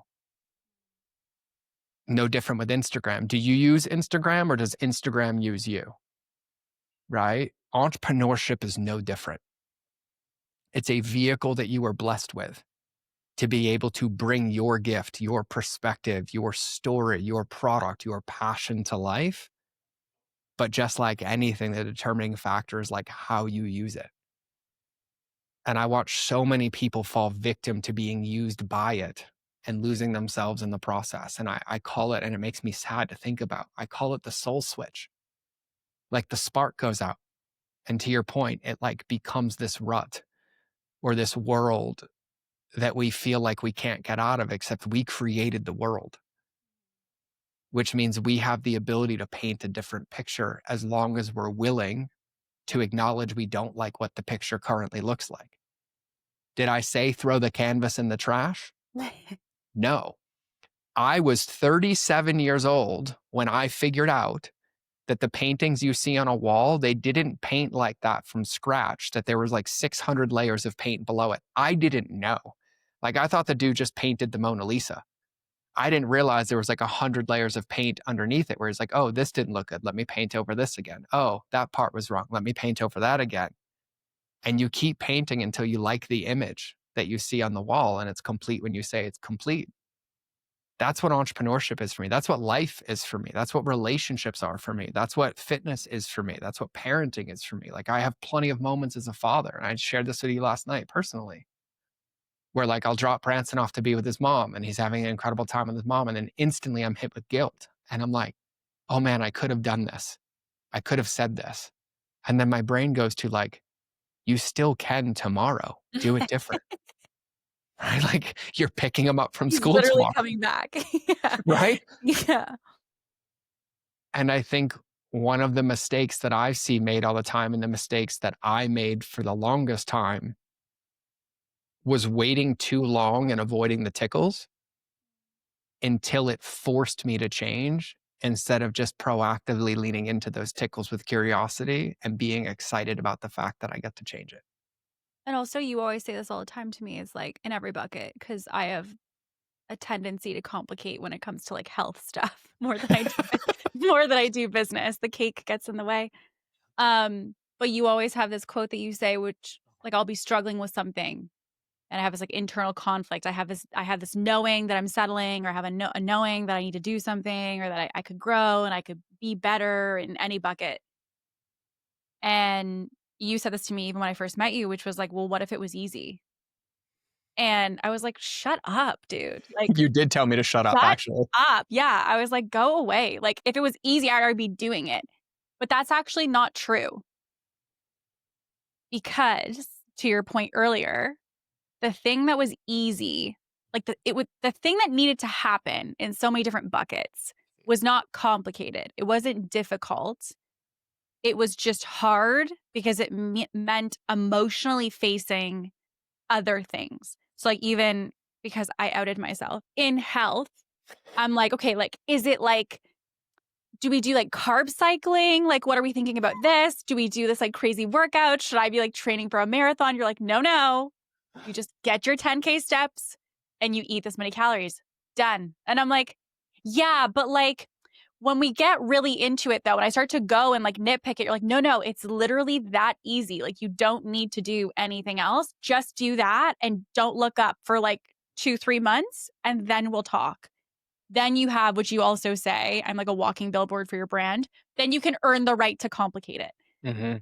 And so I think the other thing too, which is hard to accept for many of us, and that's why for me, I always get very tickled when you talk to me about anything health bucket. And that's because I know it's so easy. So Mhm. when something is so easy, so simple, I guess is how I should put it. It's not that it's not hard work. It's Yeah, that it's simple, not it's easy. simple to execute and that it's not complicated, but you're not doing it. That's so confronting to know that you're in a relationship that's not serving you. And the simple thing to do would just be to end the relationship.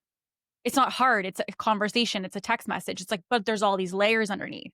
I want to get fit. And you're like, well, what about this? What about that? What about this? It's like, it's actually just move your body, eat less food, like eat less Mhm. calories.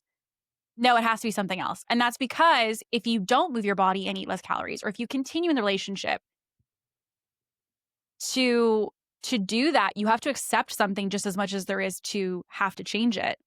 And so then I think the confronting part about these experiences and, through all the events that I've gone to and even the intensive was I think when it really came down to it, seeing you outline what I needed to do and what so many of the clients who've gone to the retreats and the events have done, they get so frustrated that the thing that's been keeping them stuck has actually been so simple this entire time.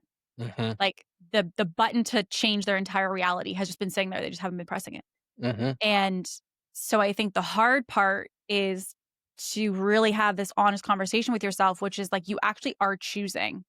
And I remember you saying this to me at the beginning is like you are choosing. You're just choosing something different right now. Mhm. And I remember having to go back into my business, back into my life. And you always talk about this. I know you probably have episodes on like the levels of awareness and Mhm. all of that. I remember when you broke down the level of awareness to me, I realized I was like, now you've turned the lights on. Now you've made me aware of my problem. Now you've made me aware of how I can solve it. Now you've made me aware that it's so simple to change it. So now I feel really uncomfortable because everything else is just me choosing consciously with awareness to stay where I am. And that's prison for most people. And so I think all of that together comes together to say, like, now's the time. And I think that that's why, I've had the pleasure of being able to watch you facilitate these with some of my clients, with your clients, Fast forward and, we've had women who've left the retreat where you facilitated, and one of them was like, I'm not into serious relationships, and then just moved to a separate city with her partner. Another one was like, I, have trouble finding, the love that I want in a man who's masculine. And now she's been in a long-term relationship um, since that retreat. And both of them were like, I want to see these changes with my business. And one killed off the agency side and now is rapidly scaling. And the other one had, things in her business that weren't working when it came to like offers and marketing and all of that. And that completely changed overnight. And it's just like so much. And even me as a case study can change after these. Like I left your intensive and like my entire life completely changed in every single bucket that you could audit. And I will say, witnessing other people who go through your retreats and your facilitation in any capacity, whether it's an intensive, a retreat, an event, whatever, when they go through that, like if you go to these spaces, like, and I'm not usually like as a marketer, someone for bold claims, but I can guarantee you, you will not be the same Mm. leaving. And that is because there's not a single person that I've seen. Actually, I lie.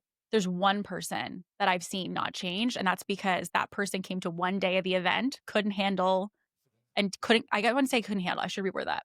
Wasn't ready to commit to change. And as a result, didn't go through the process. But Mhm. for the people who trust themselves, trust the people in the room, and trust you as the facilitator and lean into the process, I've never seen a single person who's gotten through that who hasn't at the end said, I'm not the same, or Mhm. my life has forever changed. My relationship changed, my business changed, my mindset changed. Like you will walk away a different person. And as a result of that, you will have a different reality in your life, even if it's just a different perspective of the same reality that you're going home to. And I think if someone is ready for that or desires that in their life, like it's just the space you need to be in. Yeah, it's a Montana glow up. Yeah. Like Yeah. let's just call it what it Yeah. is. It's a glow up, right? Like Yeah. spick Sure. span, ready to go. Let's go. Yeah. Yeah. And thank you for saying all of that. You're welcome, honey. You know,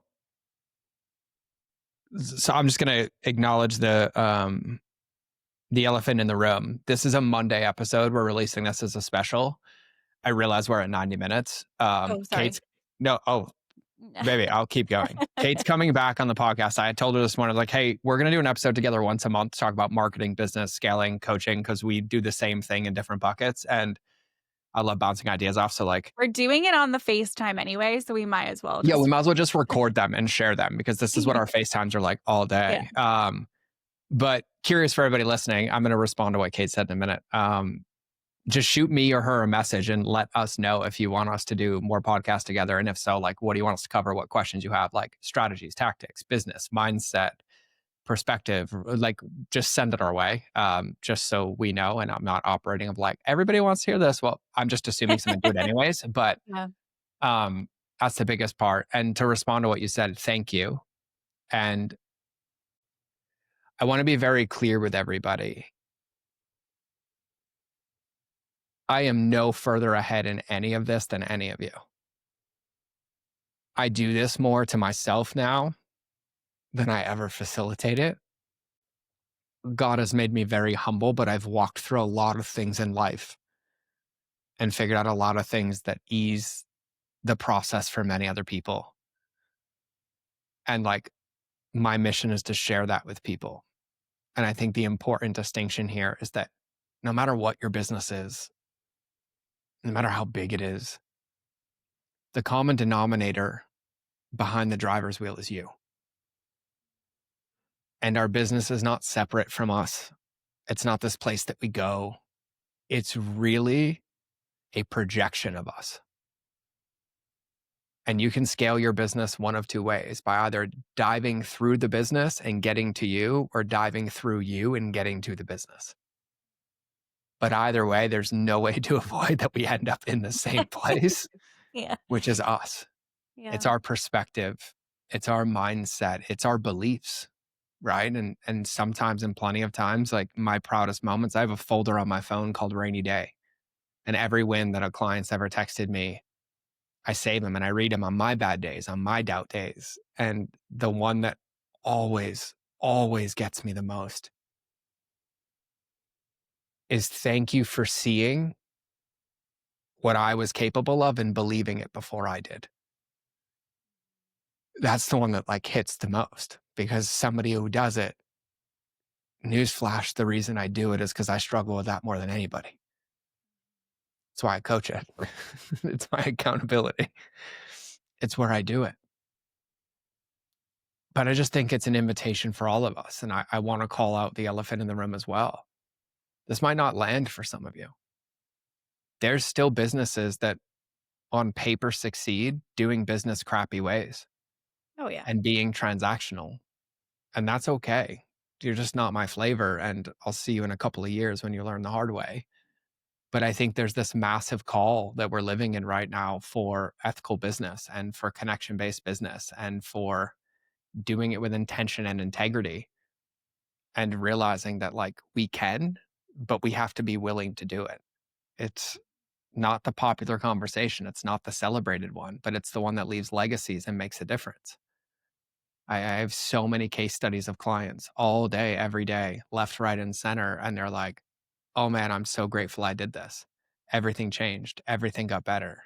Like I've had so many where they're like, nothing in the business changed because I chose not to, but I just love running it every day again.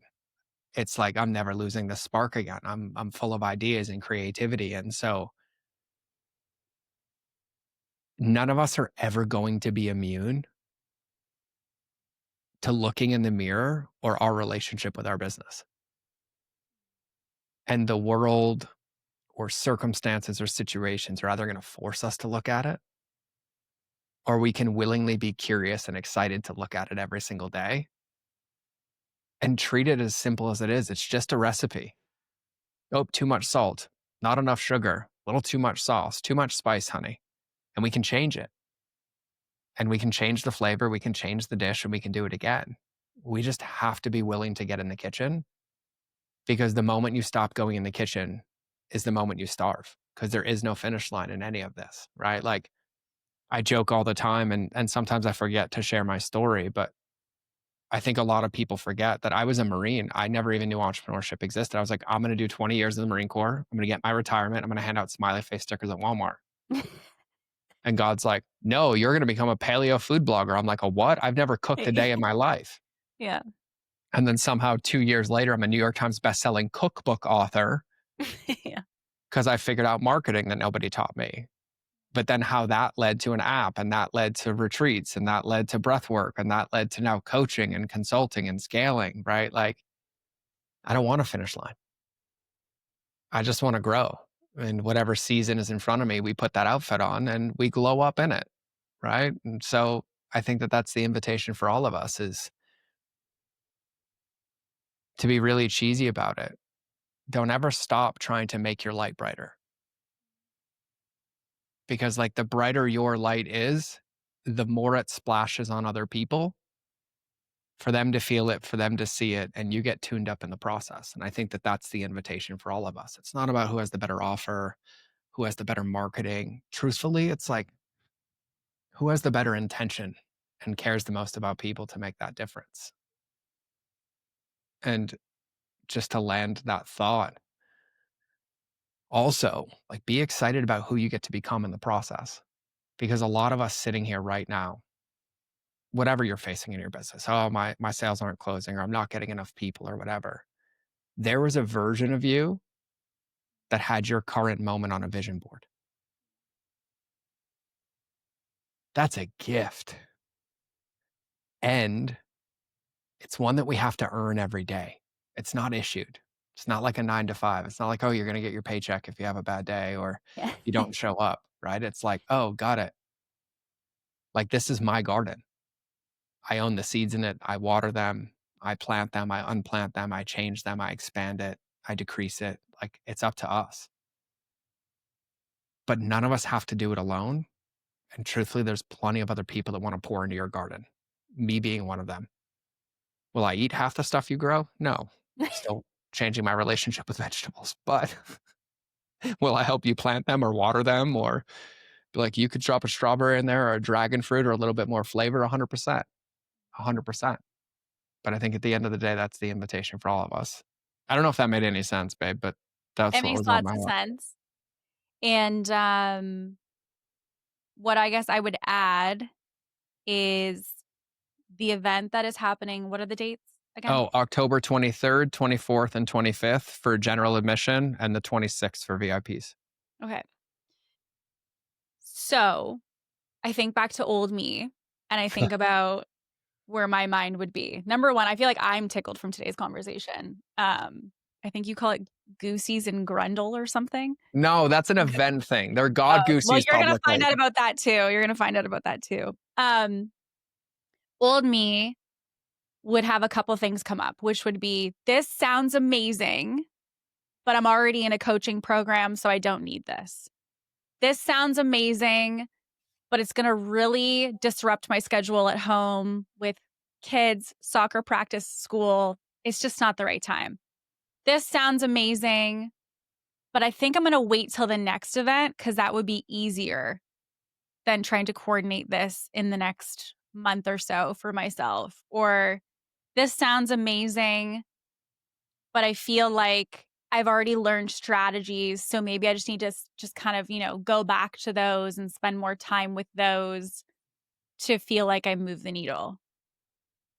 For me, what I would tell old me is that if the resources you have, the environment that you're in, and the awareness level you have right now in this moment is not creating movement or momentum or results for you, meaning momentum toward the results or the results are evidence that's happening right now in real time, it likely means that there's something that needs to change potentially, as to your analogy, on the player side, or there may be playbook, or there may be both. Mhm.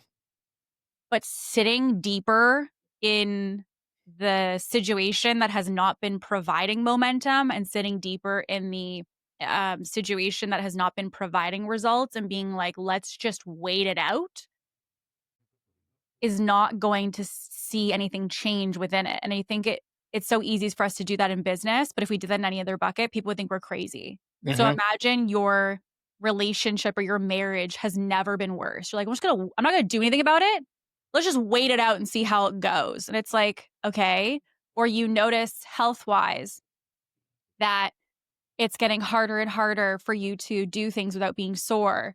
Or you go on the scale and today it says you gained 2 pounds and next week it says now we've gained 6 pounds. And then after that it says 8 pounds. You're like, let's just wait it out and see what happens. I think we know what's happening. And I think in the relationship, you know what's happening.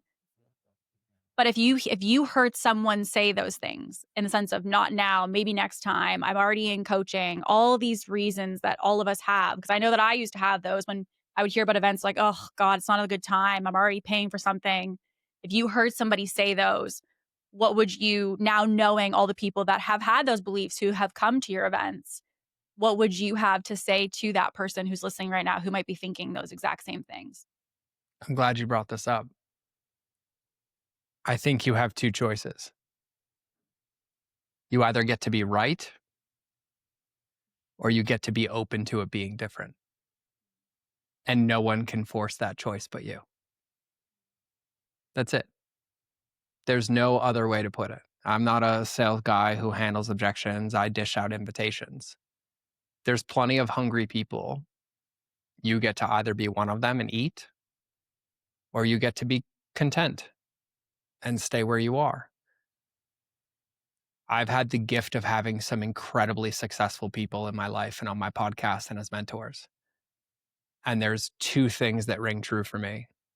And these were all reminded to me in the last 2 weeks. Number one is if you want abnormal results, you need to do abnormal things. That means challenge the status quo. That means do something different. That means try something on for size. And then number two is anything worth having is going to cost you something. And if it doesn't, you don't value it in the first place. Let that land wherever that lands for you. but everything costs us something.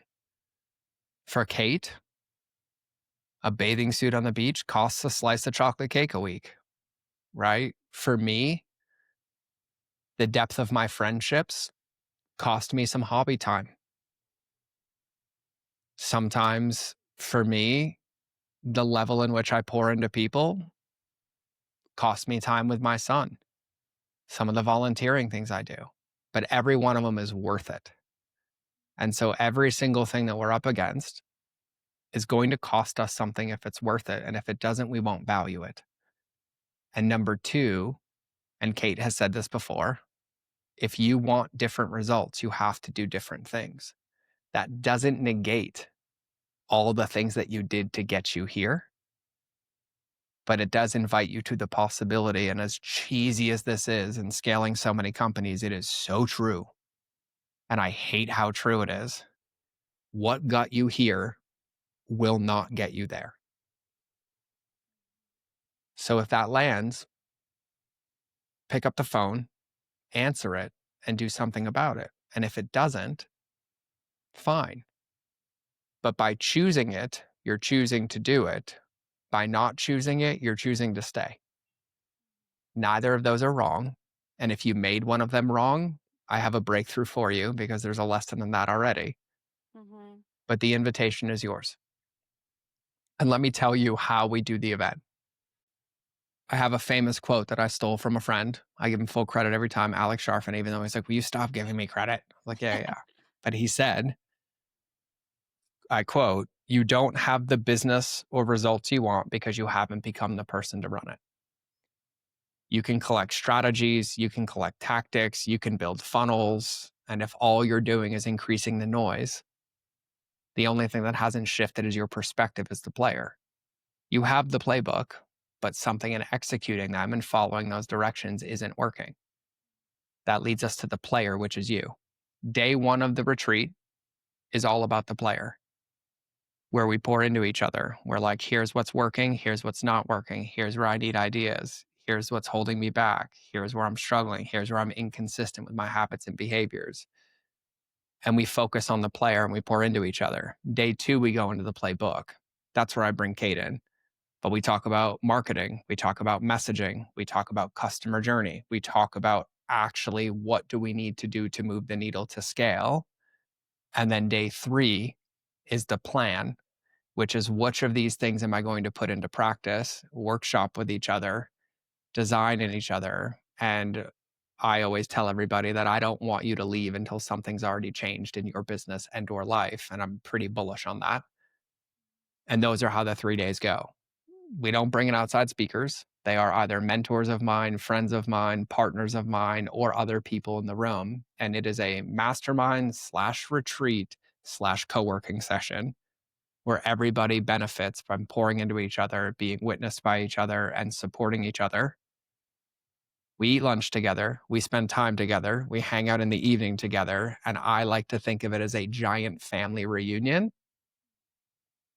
building an inner circle of people who see you, who love you, who will lovingly challenge you, which, by the way, plenty of you challenge me back and I accept all of it. Yeah. And then we go and we put it into practice. And then we come back to the next event and we celebrate it, make adjustments, and keep going. The event itself is limited to 25 people so that it's intimate, so that we get to know each other, that we get to pour into each other, and everything is an invitation. If we decide to close our eyes and breathe because everybody asked, you are allowed to keep your eyes open and stare at me. Just don't judge me for the faces I make. Totally fine. It's all just an invitation. And so, probably from a sales perspective, I'm the worst at objection handling ever. But I also think that the biggest breakthroughs in life don't come when somebody convinces us that what we think to be true isn't true, but instead they allow us to sit with what we think is true, and we really get to decide if we want to believe that. So come hang out in Montana. We'll see you soon. Kate will be there. I'll be there. My brother TJ will be there, a little mindset ninja. I'm basically making you succeed even when you can't because he just reprograms your brain to do it for you. Yeah. all that little magic will happen. We have a beautiful Airbnb on the river in Montana with a view of the mountains. I invite you to take an ice bath if you would like to. It's October. It'll be chilly and fun. Yeah, I'll be right there with you. Yep. We'll break bread. We'll have fires. We'll pour into each other. I'm sure you'll meet a new business partner, a new collaboration partner, as all the magic that happens in the room. And so I think there's about half the tickets left. If the texts I had today go through and they go, if you're listening to this, so the easiest place is to go to mindofgeorge.com/retreat. All the details are there. I'll be very open. The general admission tickets are $9.97 for 3 full 10 or 11-hour days with incredible people pouring into you, personalization, our hands on your business, questions being answered, things being designed. And then the VIP day, I think is $29.97, and that is all 3 days plus a 4th day where we limit that to 5 of you, and then we all stick around and we personally coach you, do intensives, build your business, design your emails, audit your funnels, look at your marketing, and whatever we can do to help you move the needle. And so the invitation is there. Selfishly, I just want to hug you. And so grab a ticket, let me hug you. All the details are there. And that's what we got coming up at the event. So Amazing. thanks for all the questions back to me. You're welcome. You're welcome. And I want to just add something that I would say to my clients. When people think about money, they think about the cost. And what I usually tell people is if you were able to change the way that your perspective is, which changes your behavior, which would change your business and your life, do you think that with those changes, let's just say your business, I don't know, has an offer of $3,000, do you think that those could help you to sign one client? And if it's possible, then even then, it helps you to see when people are, because everyone in business is all like, what's the ROI? What's the whatever?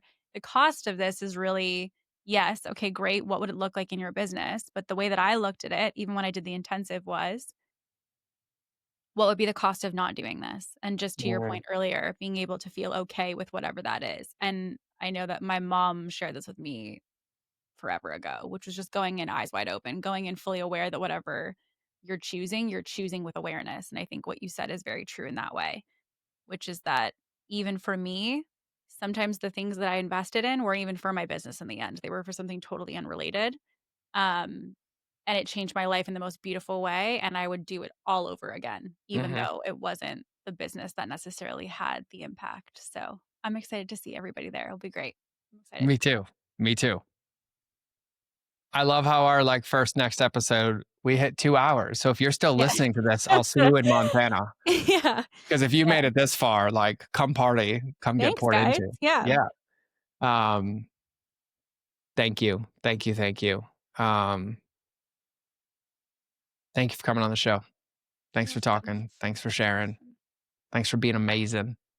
You're welcome, honey bun. You're welcome. So for everybody listening, this has been another episode of the Mind of George Show. Few things that I need to know. Number one is let us know if you want us to do more of these. And if so, message us what topics, because we will unpack. We'll do strategies, we'll do tactics, we'll do sales, we'll do messaging, we'll do all of it. And I just want to personally know if you want Kate to have a recurring seat on the show, um, and how you'd feel about that. And the last thing is, if any of this tickled, if I can help you in any way, if I can support you in any way, if I can answer any questions, you know how to get a hold of me. Slide into my DMs on Instagram, shoot us an email off the website, use the contact form, schedule a 15-minute coffee chat, whatever it is. I'm here to support you, Mm. and I will see you in Montana. So this has been another episode of the Mind of George Show. So we will either see you in the next episode or you will hear me in your earballs. But either way, we out.